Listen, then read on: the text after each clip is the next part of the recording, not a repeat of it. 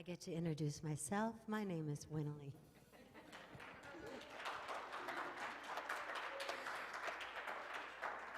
And this is a song of meditation leading into the meditation. And I just invite you to relax where you're seated. Maybe place your feet on the earth. If you want to close your eyes, feel free. Notice your breath.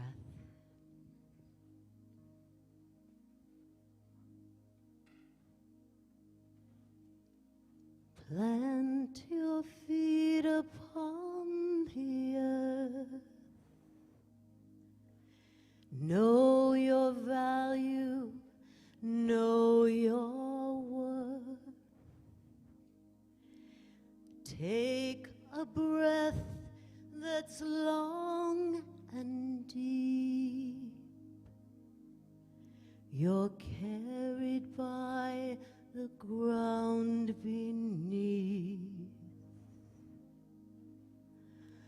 Feel the sunshine on your skin. A lotus flower blossoming. Your journey is your offering. You are here for a reason.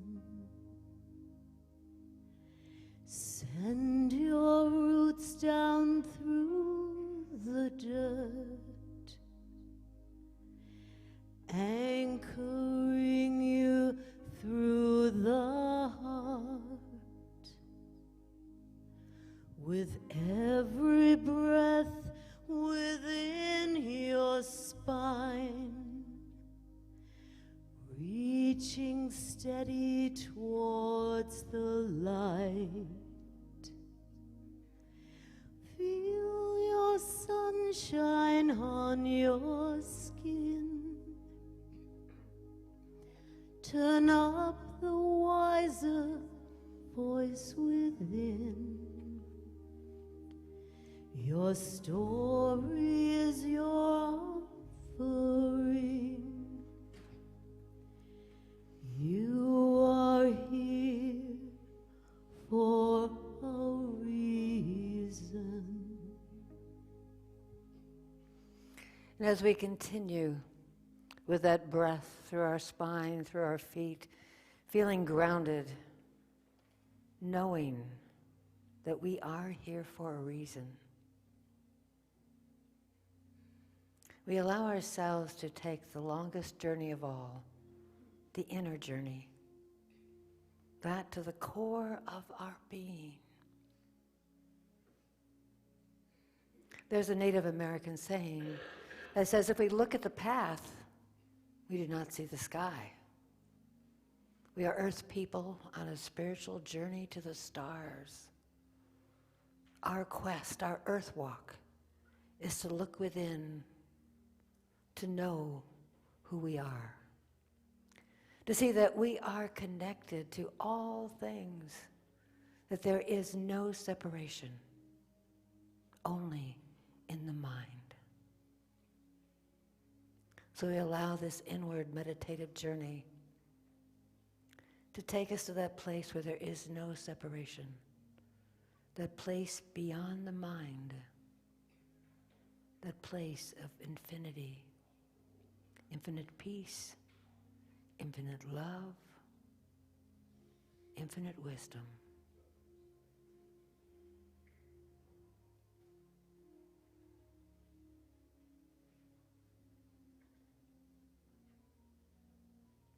That place where reason goes beyond reason.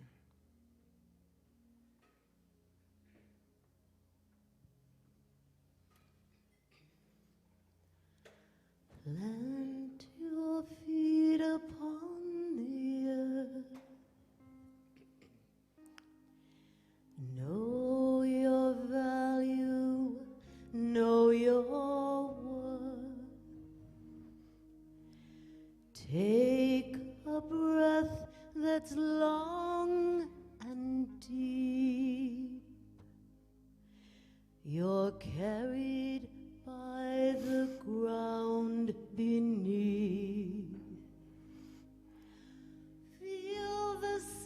sunshine on your skin, a lotus flower blossoming. Your journey is your offering. You are here for a reason.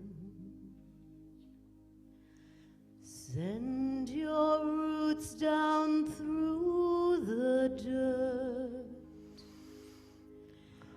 anchoring you through the heart.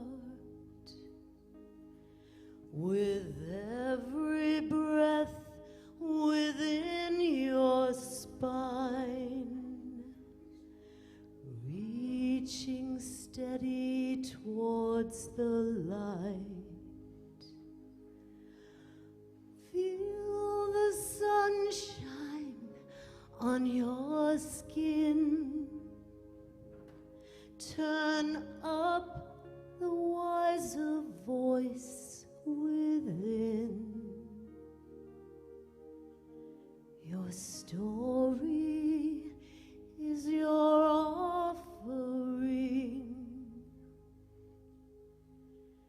You are here for a reason.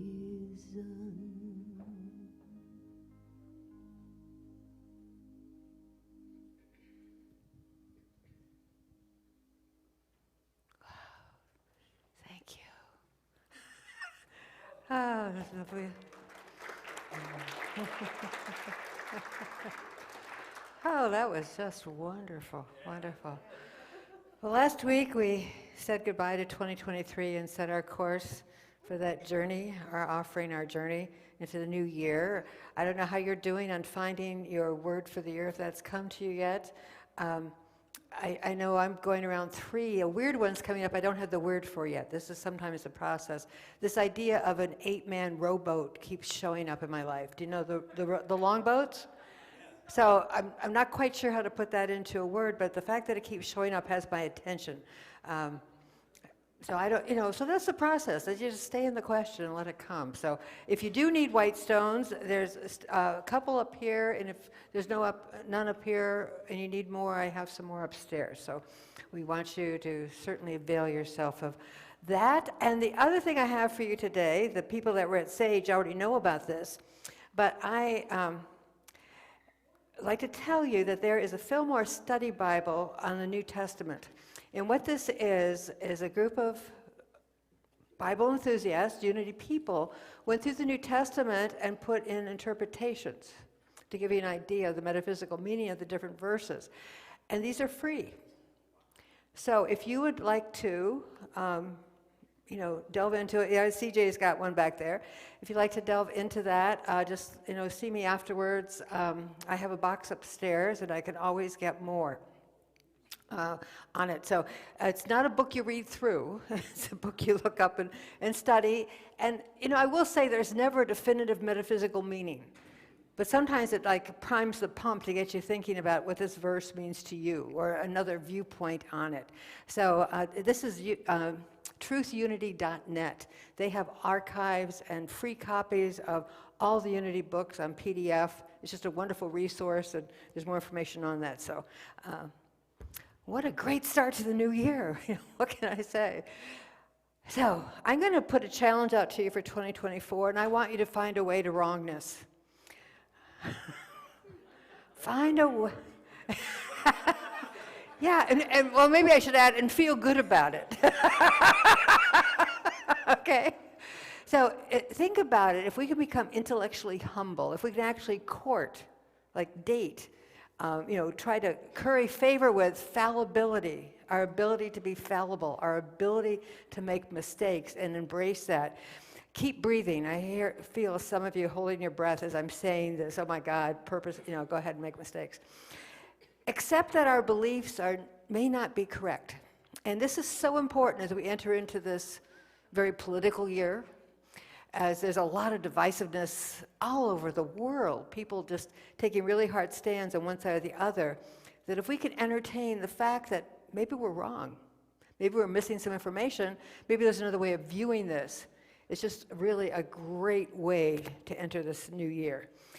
Being open-minded to different views, and boy, that's hard. If you were raised a certain way, or you're with a certain group of people that talk about this and you're so convinced this is the right and the only right, to actually, listen to a different point of view. Listen not to counteract the argument, but listen to maybe pick up new information. I mean, who knows, right?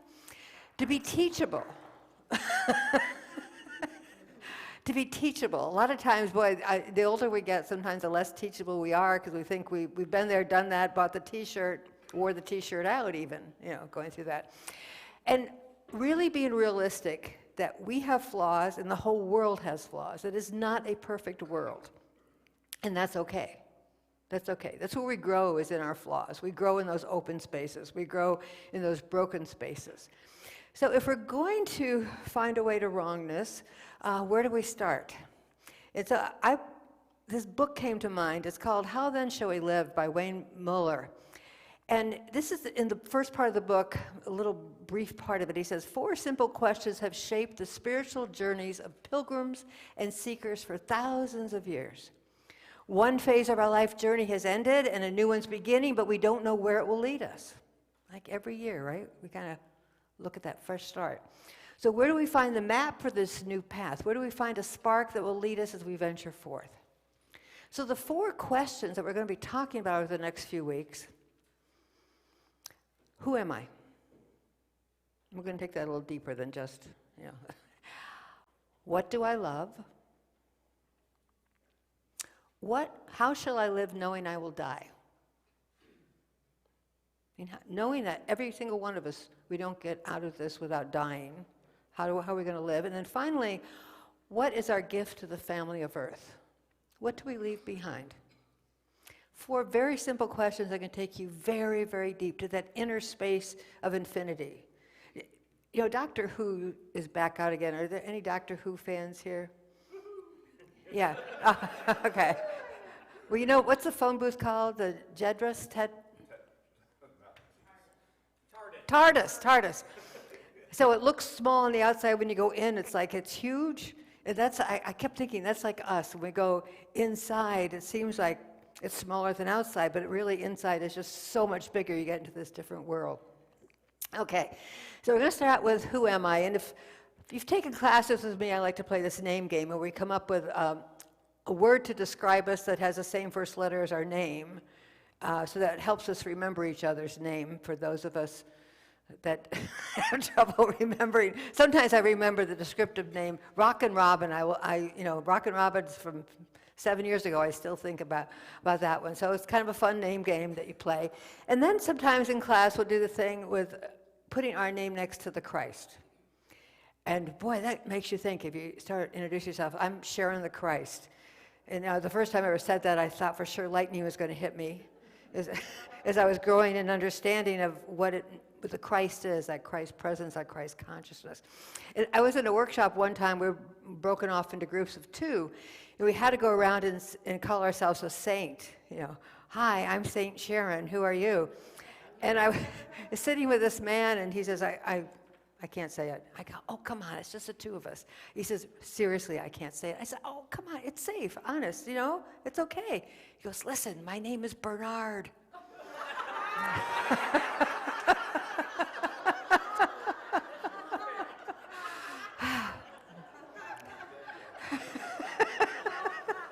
So, in finding out who we are, playing with our name and trying to find that full identity of who we are. And think about when you introduce yourself to somebody. I can say, I'm Sharon, and I say I'm a Unity minister here at Unity of Lansing. I could do it by relationships. I'm Dallas's mother, or Eileen's daughter, or Maxine's wife. How I'm related to somebody that somebody might know. Or what I do, I'm a student of early Christian writings. It's one of my passions. I'm a Canadian and an American. I'm a seasoned citizen. This is my new favorite term. Please use it. So there's lots of ways that we can introduce ourselves to each other. And then think about it, how we introduce ourselves or think about ourselves kind of changes who we're with, and how people see us as an identity changes who we're with. If a politician sees us, we're a potential voter, right? If a neurosurgeon sees us, how about a whole bunch of electrical impulses going down these nerves? That's what they're looking at. Or a biologist might just see us as a genetic material being made manifest. Or a psychologist, they have a tendency to label us by the names of our disorders, or label us by the names of our interesting parts. Right? You think about it. Oh, yeah, okay. And so everything, who we are, changes with our breath. It changes with our moment, our time, our situation. Who we are is this really variable kind of kaleidoscope. I used to love looking through those kaleidoscopes. It was never the same picture, but it was always beautiful. So we're always, always changing. Jesus said, you are the light of the world. Oh, that's kind of inclusive. And Buddha said, we're all lamps unto ourselves. We're the lamps to ourselves. We are all Buddhas filled with the divine nature. One of the most compelling identity stories that I've heard is from a tribe in Africa. And they date a child's birth from the day the mother thinks about the child for the first time. The child is not even conceived. And as they think about this child, they find a song. And they sing that song. And then the potential future father sings the song. And the whole village sings the song to this child. This is this child's song. This is who this child is. And should they get married, they sing the two songs together of both partners. Isn't that just beautiful? And as we're talking today about what song would we be, and knowing how much it varies, how we're all kind of operettas that have high songs and low songs and fast songs and slow songs. And it would just be so lovely to have my mother had created a song that was me before I was even physically conceived. Yeah, that beautiful, beautiful song. Jesus had the same kind of questions. In the Gospels it talks about, he said to his disciples when he left Galilee, he says, who do people say I am? I don't think it was a test. I think Jesus is having this spiritual experience, and he's not quite sure what his role is. What is his descriptor? What should his name be? What should his role be? Who do people say I am? Kind of a question we ask. Do people like me? Do you like what I'm wearing? You think it'll be accepted at this group I'm going to go into? Whatever that might be. We have the same kind of things. What do other people think about us? How do they see us? So the old thing from Alice in Wonderland, I just love the caterpillar. So who are you? Remember the little smoke puffs we got up there? Going from Alice in Wonderland to Thomas More in Care of the Soul, he says, the simple question, who am I, is among the deepest of questions. Now this next thing I'm just going to give you as an example. I'm not going to suggest we do this, so relax. In some spiritual disciplines, you are to ask that question 100 times a day for 20 years before you get the second question. Wow. Can you imagine how deep that would take you? 20 years of asking yourself every day, who am I? Who am I? Who am I? 20 years. It's going to take you to a very, very different place. But the bottom line is, each of us can say, I am who I am. I mean, that's who we are. We try to put these labels on it so we have a way of communicating one to another, and that just takes us into our head and takes us outside of that deep, deep, infinite inner journey. And the truth really just lies in that I am who I am at each moment, at each breath, in each situation. So as we name ourselves, and we have other names besides our given names, some of the names are expansive and kind of carry us forward. Other names are limited, various times self-critical names that we might have. And this could be about when we do friendships. I'm a person who doesn't have many friends, or I'm a very friendly person. If you're in there that you kind of Maybe you don't like people. You start feeling the energy reducing, limiting you. We may have a name for ourselves when we drive down the street. Conscious or unconscious. The way we smile at a stranger. When you get into an elevator, what do? Do you look at people or do you look at the floor? Right? Even though there's not a name for that, we know we look at the floor because we don't want to have an interaction, and we're just hoping nobody catches our eye, and we even have to nod to them, and go back down. But when you walk in and you can just look at somebody, you can feel it just opens up. Another good one is when there's somebody on the corner, standing on the corner at the stoplight asking for money. And I have really been making an effort for the last about a year and a half. When I come up to the stoplight, instead of moving over another lane or pretending I had something to do, to actually look at the person and smile, nod my head and say hello. It doesn't cost me anything. And when you do that, there's just this great expansiveness within our hearts.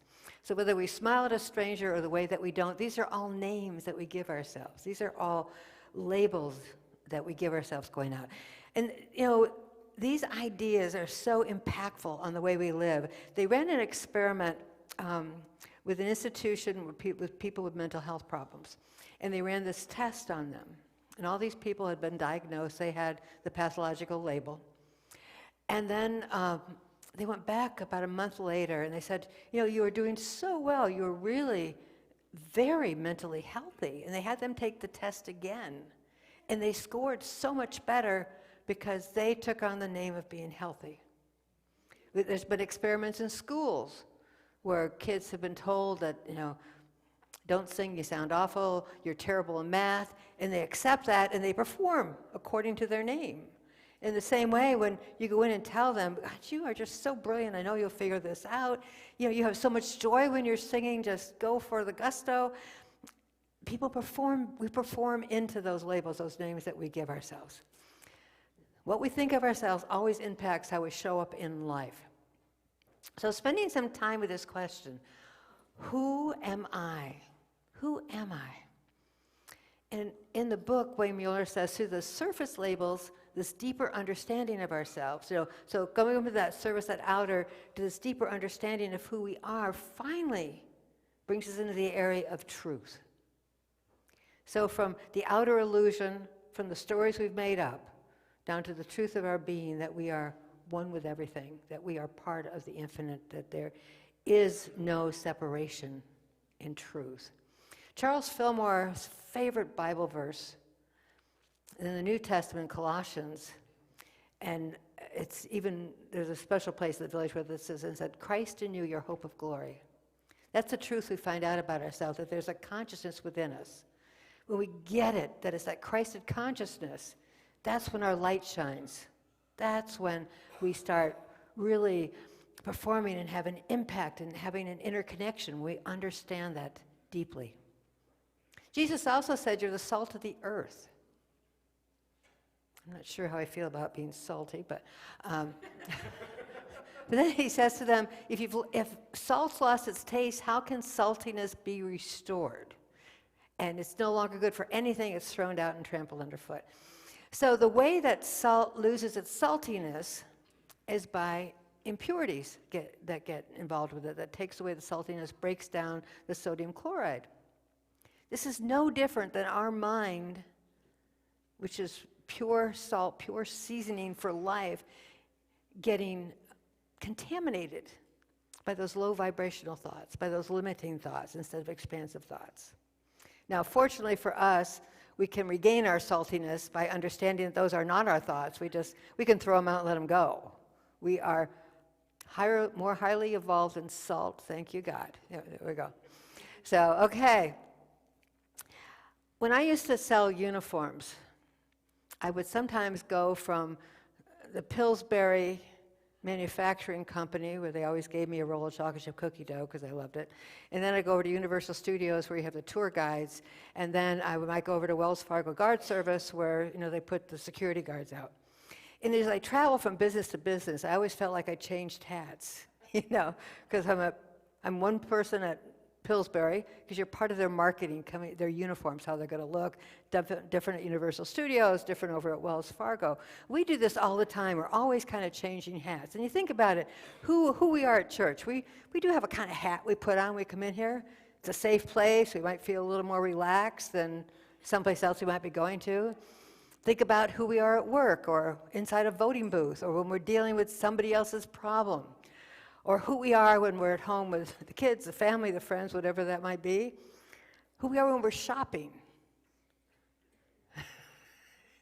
You know, there are times that I go shopping and I think, oh, that's such a great deal. I need to get all this stuff. And other times I go shopping and I can just be delighted with all the colors and all these different things that people have thought of. I can just enjoy it as a visual experience as opposed to an idea of lack that I need this. Cleaning the toilet. You know, it can be a drudgery, or it can be, wow, I'm helping to keep the household healthy. Just a different level of appreciation. Is it a duty, or is it an act of love? How about even reading the newspaper? I mean, there are times that you just can't, you're mesmerized by some of the awfuls in there. So I only read the comics. We go through there. But think about when you read, are you judgmental? My wife likes to read the obituaries first. Make sure she's still alive. You know, do you get that feeling of all these different roles that we play and how some of them can really be empowering for us and other ones can be really limiting for us? So who are we right now? Think about it. Right now, how you're feeling. This is a Sunday morning experience, thinking how you're feeling. Yeah, we're all kind of smiles, feeling pretty good. There's chocolate on the table, lots of good stuff to eat. Now, think about maybe it's Thursday, 4 days from now, and you're stuck in traffic. There's an accident or a snowplow is in front of you or whatever that might be. Can you feel how that feels? And how that feels so different from how this feels right now? You know, the more and more we become aware of these differences within us, the more and more we can go on that inner journey as opposed to being stuck in the outer journey.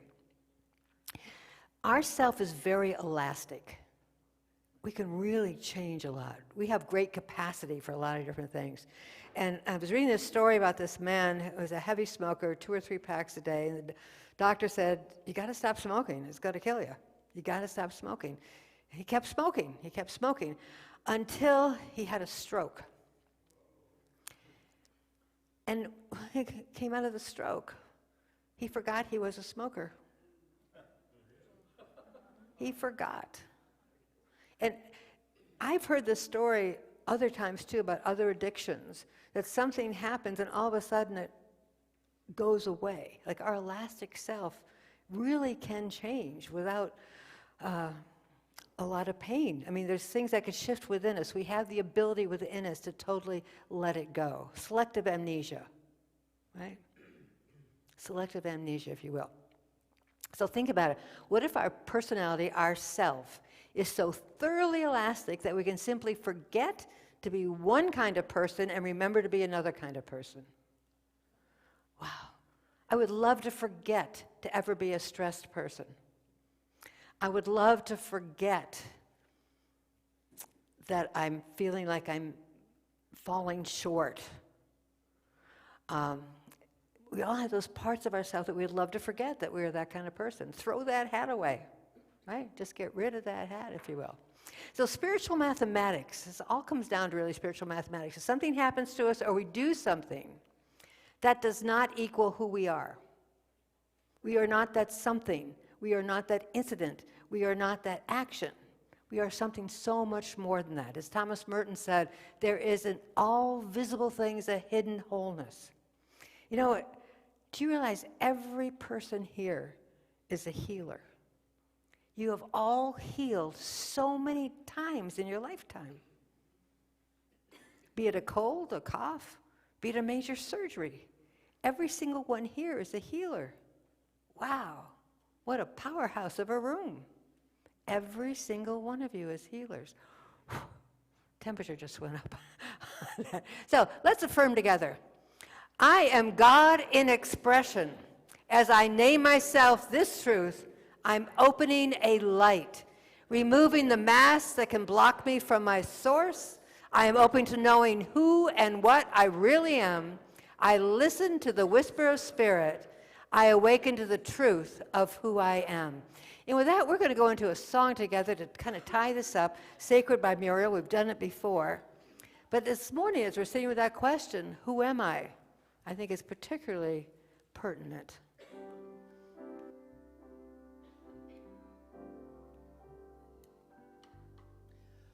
How would I treat myself if I knew I was sacred? How would I love myself if nothing was wrong? I'd be in this moment, enjoying what's inside, and sing to the world a glorious song. How would you treat yourself if you knew you were sacred? How would you love yourself if nothing was wrong? You'd be in this moment, enjoying what's inside, and sing to the world a glorious song. You are sacred.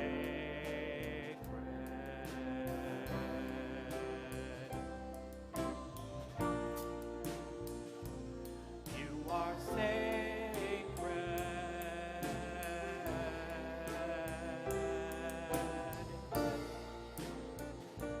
You are sacred.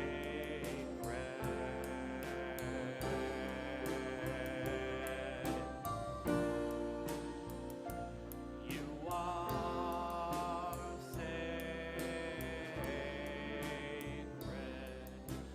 How would we treat ourselves if we knew we were sacred? How would we treat ourselves if nothing was wrong? We'd be in this moment, enjoying what's inside, and sing to the world a glorious song. Sing to the world a glorious song.